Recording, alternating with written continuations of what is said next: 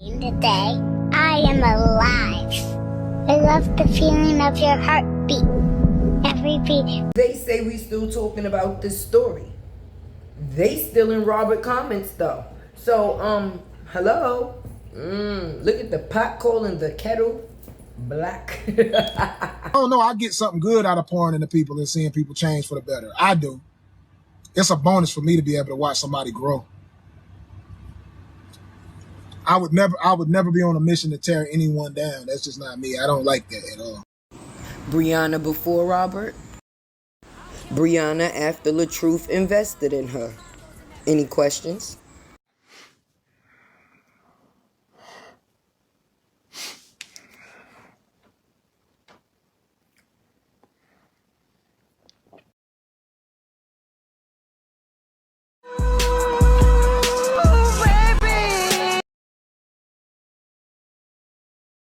Into what you want as a man. And a lot of y'all, you mix your lives with these females. You try to like figure out what you want out of life while you're with her. And then of course, when you come out and say what direction you want to go, if it don't match where she going, she gonna make it seem like you a villain. Because you know, it's always poor me. As the female, I'm a victim of this nigga. Love, he keep doing this to me. I don't know why he trying me like this. I gave him everything. I helped him with this. And you already know, help from a female when you on your way trying to build your basics, they're gonna little boy you. Meaning they're gonna bring the shit back up to where you're gonna be indebted to them. You ever seen a bitch like try to be there for you in your like survival season or a season when you ain't have your shit together? If you don't fuck with them when you get your shit together, oh nigga, you's the worst nigga in the world, nigga. Like you ain't gonna pick me. Like you really gonna get your shit together and not, oh, you the devil. And they gonna tell everybody, they gonna tell online, they gonna tell your mom and them, they gonna tell the kids that your ass ain't shit. So I've always poured into my woman and I build them up. So I would like to know what that's like for a woman to meet a woman who actually makes more money than me. Like that, I mean, from my experience, from what I thought we was following a toxic love story. A DV story. Isn't this DV-ish? I'm confused. Now, once again, as you can see, her words describing the person, not ours, hers. So why is the narrative being spread that the bloggers are putting this out there? It's the people. make it make sense, man. Make it make sense. Make it make sense. You still watching me? Now, the daddy seems like he's definitely talking about his daughter. Getting into child support clout, okay? Child support for clout. You know, those type of women that try to be vindictive and only take the man to child support court just to feel like they're getting something, even though they're really getting nothing, because the man is actually just doing what he was supposed to do, or doing what he is supposed to do. Let's go down this road real quick. We're going to take a trip down the road of different ethnicities, races, okay? We're going to talk about different races, okay? Black women, they feel like child support is punishment, okay?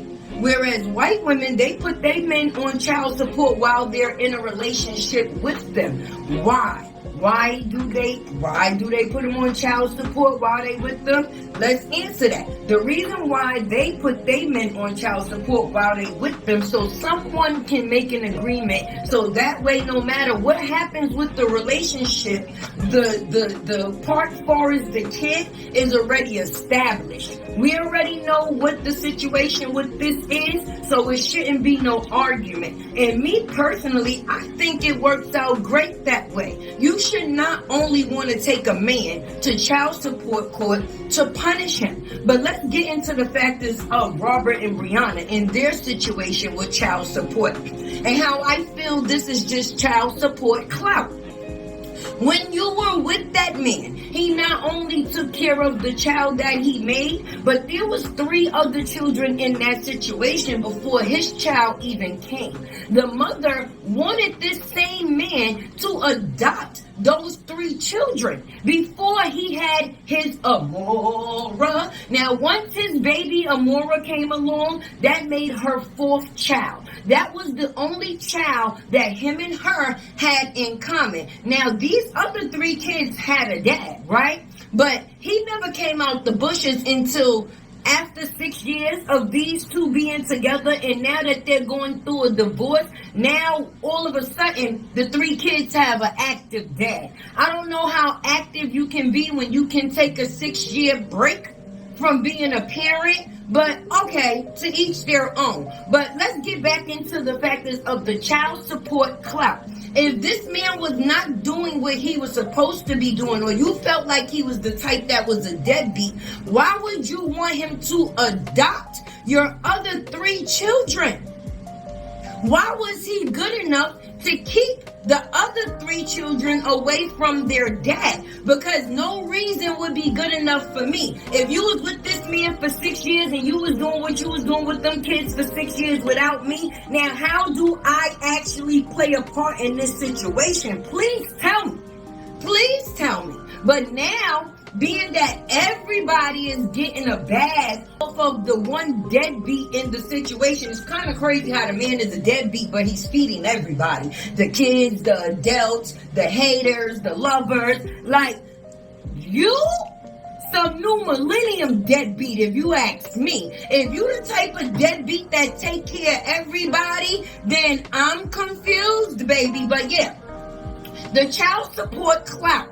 This is all for clout, because if I couldn't get you, then I'll take anything that I can get that comes from you that's of you. Anytime I can see Robert Hampton signature on a document and it doesn't have anything to do with telling me to stay away, oh yeah, I'm fully in, baby. Because me as a mother, right? Me as a mother. If you saying that you in, because you say you in the children, not child. You and the children dealt with this abuse for 6 years. They had to see you in all types of ways that was not ways for children to see an adult, right?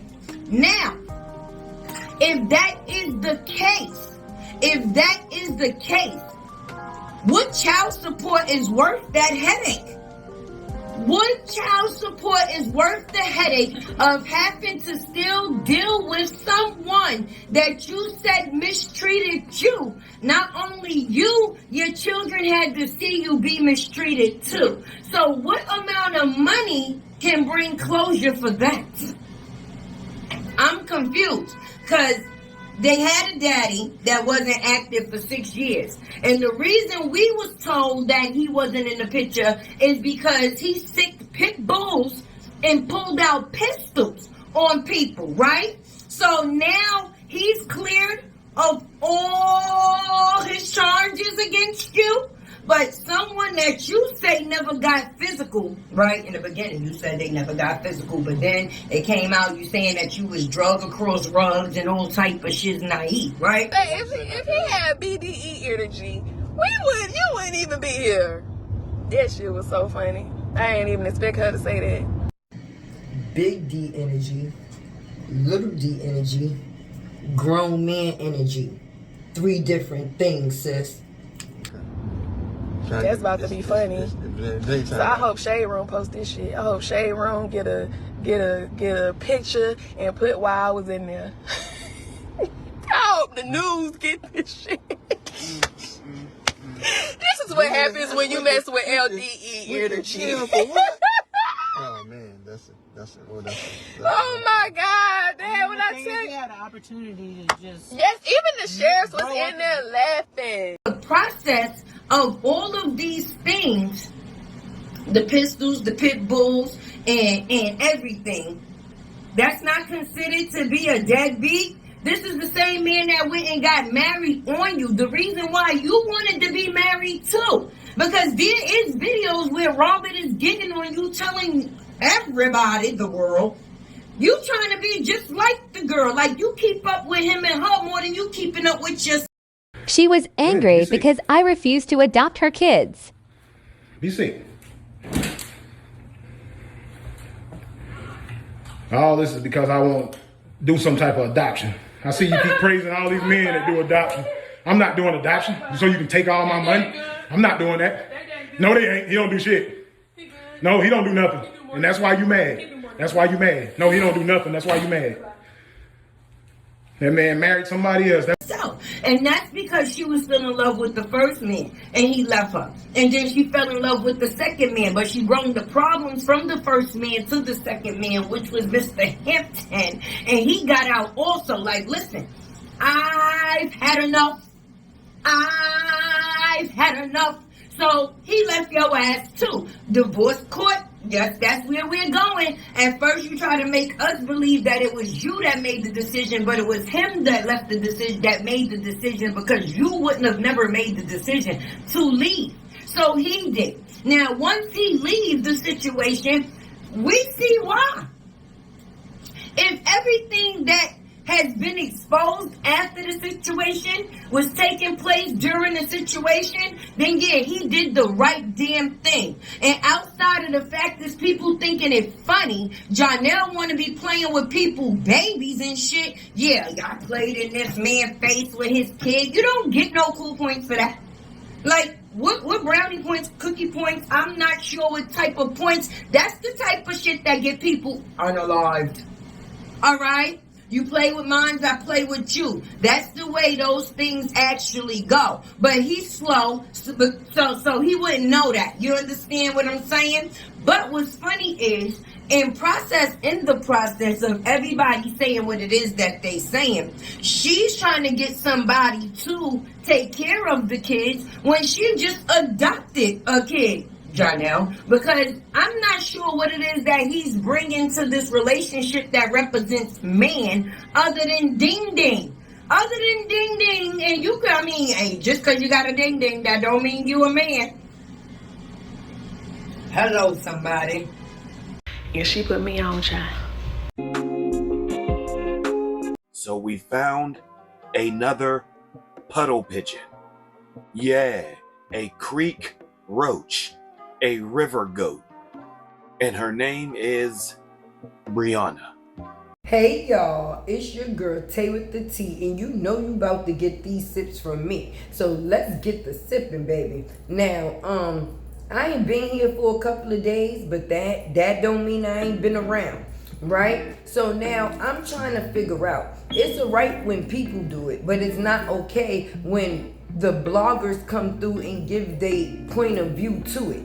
Is that the analogy that I'm getting? Because a story about DV is what a lot of us came here for the factors of the DV that took place in one marriage that's no longer going on or no longer exists, but another person moved on into another DV situation. So if you a person that is discussing the economics of the factors of domestic violence, then yes, you would find this topic very interesting, because a person cannot practice what they preach or don't preach what they practice. Either way you want to sway it. But my thing is, you cannot get out here coaching young women to do the same thing that you feel did not drive you in the right direction. It does not make sense to me. If you keep repeating the same actions, you just become a repeat offender. And only thing we've been seeing is a repeat,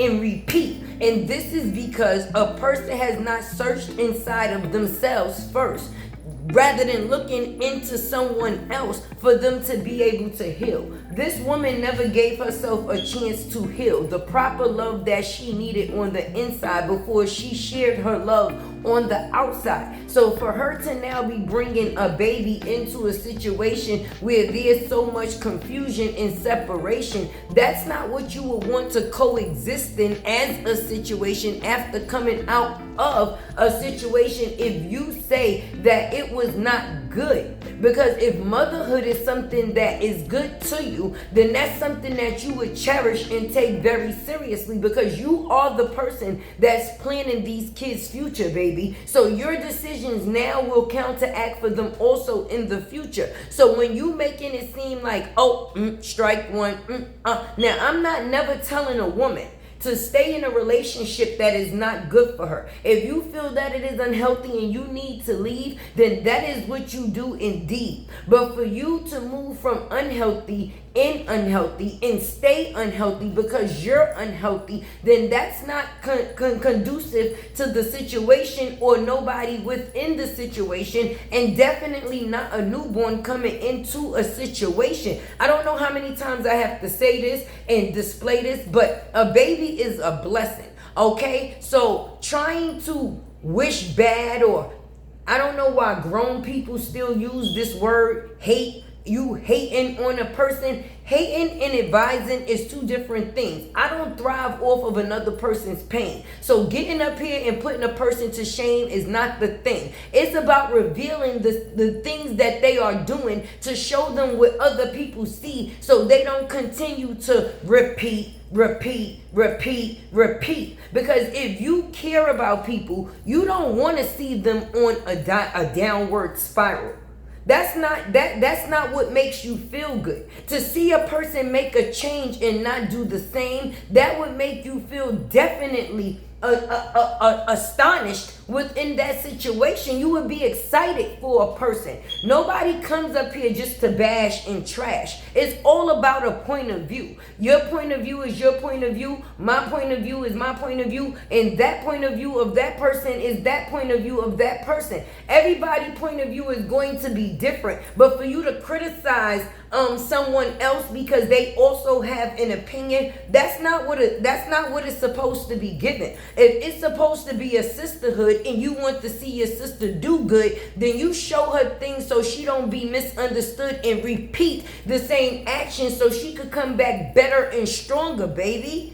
And if you are having children, you need to be able to have strength. It's not something that has to come from without. It's something that comes from within. You have to be strong here first. Otherwise, you're going to continue to hurt. And I'm not speaking from just the factors of a blogger. I'm speaking from the factors of experience, of being a human. We've all been in the situation where everything ain't been all good. So I don't know why people put this narrative out there as if they don't got shit going on in their own homes. I got shit I'm dealing with every day. So to sit there and try to pump a fake that everybody is just living A-okay, and no.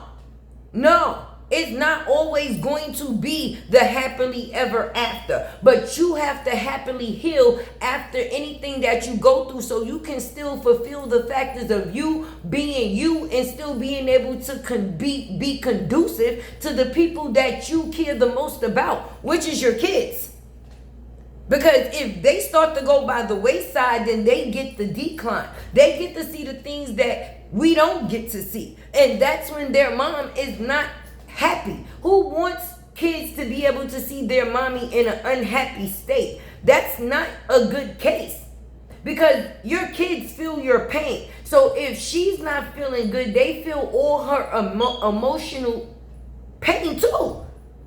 So it's all hee and ha, and that is the case because you try to bring a little humor into the situation to erase some of the pain. But the truth of the situation is the false narrative gotta cut it. And the real narrative got to come in. Because if this is somebody that y'all actually care about, instead of being fanned out, try to be a friend. It's not always about joining the club on what everybody else think. We all have our own mind. And if you see somebody struggling and you have the option or the chance to save them, and you don't take that chance and you sit back and you willing to watch a person fall, fail, or decline, then you just as bad. Worse, because you're waiting for it to happen. And if we're going to be honest, even though people cause things on themselves, that is the truth. But how you recover, it says a lot about you. But if you continue to create the same action, you're going to get the same outcome, not only from people, but for you as a person.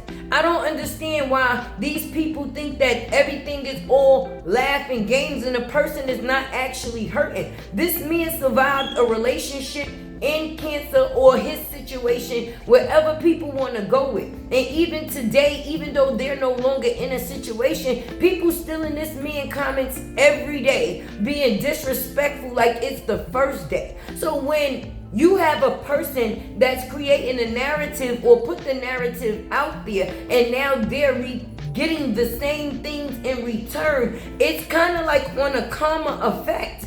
You give what you get, what you give in return, definitely. And it doesn't have to always return in the factors of you. It can return in the factors of the things that come from you, like your kids, boo-boo. Because if they don't get the factors of something to hold on to or something stable, that leaves them feeling desolate in a situation where they're just trying to find something to connect to. Like, where do I belong? Like, there's nothing here. It's just desolate. You can live in a house with a person. And this is something that they used to say about the old school. Because they had this prediction that, it was the family made up household and this, that, and the third. But do you know there's people that live in the same household and don't know shit about each other? Not one thing. So if you can get onto something of that something and keep that something, that would be something of the betterment, something of the good. But when you leave these kids to be misunderstood because they don't understand where they stand or they place man, that starts to become a problem, because every time you have one, that moves one up. You never able to give the attention to the last one that you had. And me, I'm just being honest. Speaking from the place of a woman that has multiple children, if you going through a lot within yourself, to put more on yourself is not for the betterment of your mental health. We love children, and children are definitely a blessing, and they're all cute and cuddly when they're born, yes, and even that can be stressful. That getting up every 3 hours after pregnancy, after you already just did not sleep for 10 and a half, 9 months or whatever, baby, and then now you got to get up every 3 hours and feed this human being that's no longer living within your belly. You have other children to make sure that they're also okay, but you haven't had the chance to heal yet, baby. Every situation that you're putting yourself in, it takes a healing process. The inner relationship, the outer relationship process, healing process.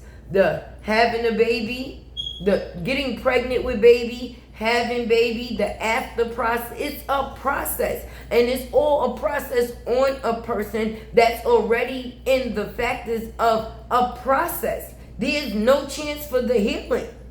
And that's the big point of a lot of people getting into it and bringing their point of view. Like, boo, hello, do you not see this? Because we do.